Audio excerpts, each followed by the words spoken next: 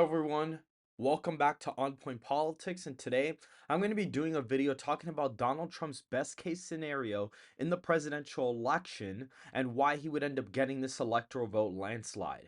And so if you guys do enjoy the video, please hit that like button, subscribe to the channel, and turn on that bell so you don't miss another video that I post. And without further ado, let's get into it.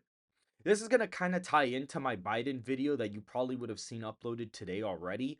And the thing about this is that Donald Trump, more than likely, would probably get an electoral college landslide if a lot of these issues got a lot worse for Biden, which include immigration crisis, the economy, and other things. And the problem with this right now is that Donald Trump is facing an extremely polarized electorate to where he could be up in favorability and Biden could be down, but it still might end up being close. But let's say that this election cycle, Biden's approval rating keeps getting worse. The rating on his issue gets a lot worse. He starts making a lot of gaffes on the campaign trail. He doesn't even debate Trump. This scenario would include Biden just refusing to debate Trump, which I think could happen. I think it's more likely that Biden just refuses to debate Trump. And so, if that were to all occur, this is what I think the electoral college would look like. Currently, right now, Trump is up a point and change in the electoral college. Not, excuse me, not the electoral college. In the popular vote, on this day, Biden was up 5.4 points. Now he's up 1.7 points. And in all the swing states, he's gaining massively in a bunch of areas. He's gaining with African American voters and gaining with Hispanic voters nationwide. And so, in a best case scenario, I think that maybe Donald Trump, wins all his safe states from, the 2020 election. He adds Iowa, Ohio into the safe column of over 10 points. He'd win Texas by probably 13, 12 points, wins Florida by close to 14, 15 points. Adds South Carolina into that safe column, adds Alaska into that safe column, which gives him a floor here of 215 electoral college votes. Then from here, you would probably have a likely North Carolina possibly being an 8 or 9 point win. He'd improve in a lot of the working class areas. The GOP here is very competent. They basically had somebody run as a Democrat and then flip Republican to give them control of like the state legislatures and the party as a whole. So that kind of really helped them out there. I think the next likely state here would be the state of Georgia. It would probably be a 7 or 8 point win. African American turnout would be very low this election. Trump would probably get close to actually winning the African American vote in the state of Georgia. And the Atlanta turnout for Biden would just be really poor. And the rules would become super Republican. And I think because of that, Trump would end up winning the state by a likely margin. The next state we would add here is the state of Arizona. I think Arizona could potentially end up becoming a likely state due to the border crisis. I mean, a lot of these southern migrants are pouring into the state of Arizona as well as this part of New Mexico and the southern border of Texas. And so I do think that the border, if Trump kind of hits on Biden with the border and the issue does get a lot worse, plus the debate absence from Biden, I do think the state could probably vote likely Republican.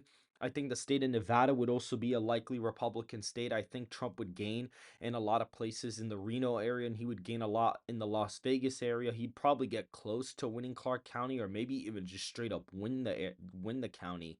And that would be something that'd be pretty interesting to look at. And even in Florida, like he would probably be winning Miami-Dade by like 10 points at this point, probably. Wisconsin would end up being likely. The Milwaukee suburbs would basically completely trend backwards to the Republicans. The wow counties would basically become way more Republican than before, and Trump would gain in a lot of those light pink counties from beforehand.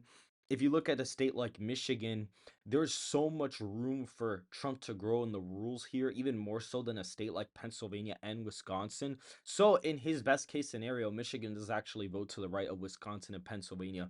In this scenario, he probably wins it by like 6 points, but in this case, he probably wins Michigan by 8, and he'd probably win Pennsylvania by 7. The Detroit area would completely go backwards and would kind of vote not for Trump, but it would get close. the Philadelphia suburbs and the Philadelphia area would end up trending massively towards Trump in this election scenario. And we're going to start getting into the more controversial states. I think California would still be a D plus 10 state. No matter what's going to happen, I think it's still going to vote over 10 points Republican. I think Washington will fall under 10 points. It could probably be a 6 or 8 point win in that range, depending on, Biden's turnout in the state. The second district of Nebraska would probably be a lean margin for Trump. I think that would be a pretty easy margin to really get there. I don't really think that'd be that difficult. The Maine at large vote would be heavily Republican in this scenario. It would probably be a likely margin, as well as the state of New Hampshire being a likely margin as well, leaving a bunch of states up for grabs. And what would probably happen is, okay, New Mexico probably votes lean R. I mean, in this scenario, Trump's winning Hispanics by like over 10. So at this point, even though the white vote in New Mexico actually shifts to state Democrat, I think the Hispanic vote and some white working class shifts would be just enough for Trump to win the state by a few points. I think he'd pick up Minnesota in this scenario, get, a decent amount of the vote here. The Minneapolis area would completely end up trending backwards to Trump.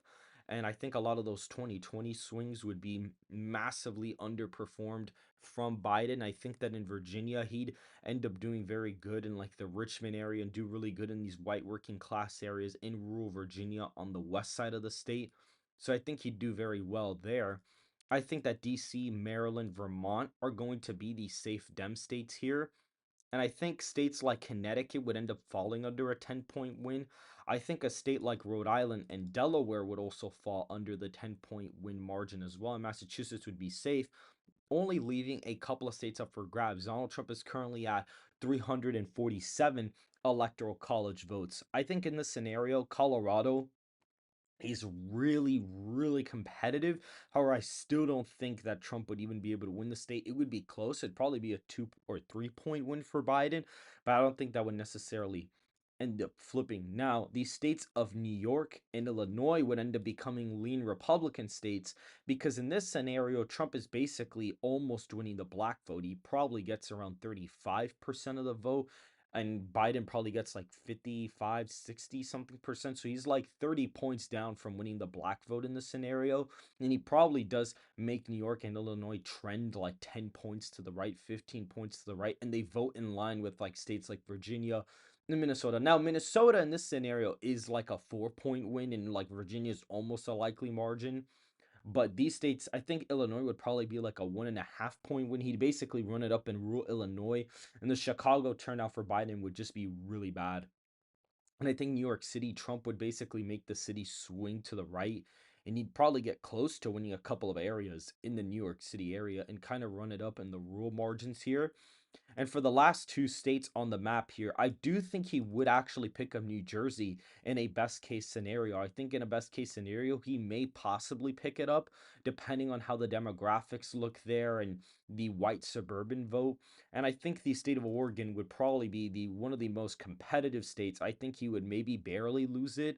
If this were to be the case, Oregon is looking at one of the worst crime rates as of right now out of any of the blue states in the nation. So that may shift the trends to the right there. And I think as a hot take to make this best case scenario a little bit more interesting, I would actually give Hawaii to Trump. In this scenario, Trump would probably end up capitalizing off of that really bad event that happened in the state of Hawaii, the fires, and how Biden just straight up didn't help them out. And since they're a lower population, he's going to be able to kind of attack it more and maybe swing the state more because of the fact that it is a lower populated state, and the state's already been trending Republican by like 15 points each cycle.